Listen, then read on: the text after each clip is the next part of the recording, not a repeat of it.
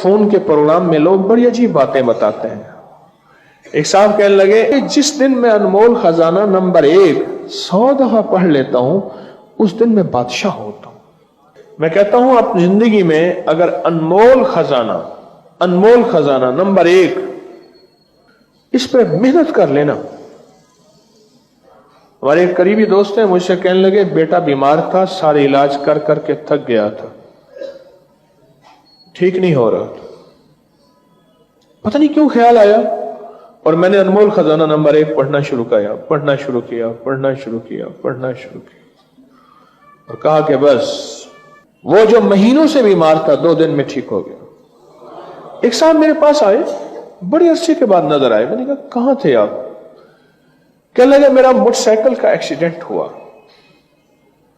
मैं कई दिन तक बेहोश रहा। दौरान बेहोशी मैंने एक ख्वाब देखा, 2 जिन हैं।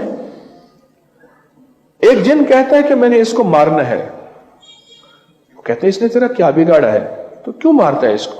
कह बस मैंने इसको मारना है। गौर से सुनिएगा। कहा कि उनकी आपस में कशमकश थी। वो जो पहला एक शरीफ जिन था, एक बदमाश जिन था, शरीर था। उस शरीर जिन ने हथौड़ा मारा मेरे जबड़े पे और दूसरा मारने लगा तो उसने कहा ना मार, ये अनमोल खजाना पड़ता है। कहा कि जब मैं होश में आया तो मोटरसाइकिल का एक्सीडेंट की चोट वहीं लगी थी जहां उसने हथौड़ा मारा था, उसी जगह लगी थी चोट, उसी जगह लगी थी। मैंने उसे एक बात कही, मैं कहा ये पहला हथौड़ा भी ना लगता है तेरे पढ़ने, तेरे मांगने, तेरी तवज्जो, तेरी बाकायदगी, तेरी जिम्मेदारी की कमी है। इंशाल्लाह यह पहला हथौड़ा भी नहीं लगना था, तेरे कहीं मांगने में कमी है। याद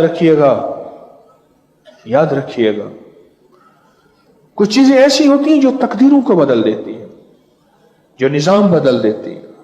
3 दफा पढ़ लें सिर्फ, क्या हर्ज है, पर 3 दफा पढ़े ऐसे यकीन की आखिरी ताकत हो, एतमाद आखिरी दर्जे का हो और ध्यान आखिरी दर्जे का हो। इस यकीन के साथ पढ़ें, इस एतमाद के साथ पढ़ें और इस ध्यान के साथ इसको पढ़ें और इस दर्द के साथ इसको पढ़ें। इस यकीन, इस एतमाद, इस ध्यान, इस दर्द के साथ पढ़ें।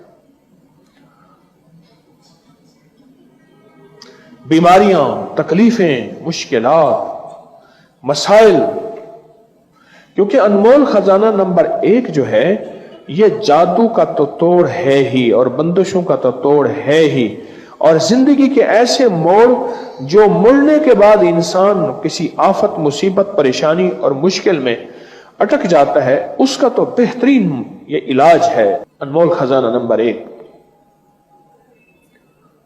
बहुत जबरदस्त इलाज है।